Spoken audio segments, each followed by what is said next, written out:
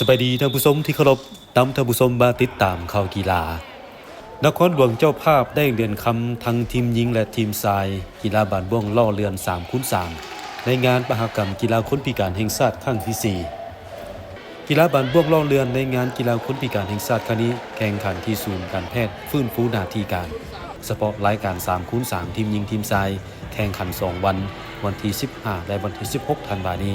โดยมี3ภาคส่วนเข้าร่วมคือนครหลวงเวียงจันทร์เจ้าภาพแขวงจำปาสักและแขวงเสียงขวางวันที่16ธันวาคมเป็นรอบชิงเดือนคำทั้งทีมหญิงและทีมชายทีมหญิงนครหลวงเจ้าภาพเอาชนะแขวงเสียงขวางแบบบุดวิด4-3คะแนน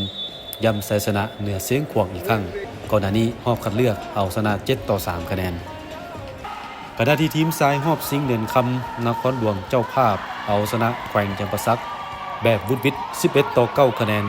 ก่อนหน้านี้รอบคัดเลือกนครหลวงเสียให้จำปาสัก1-13คะแนน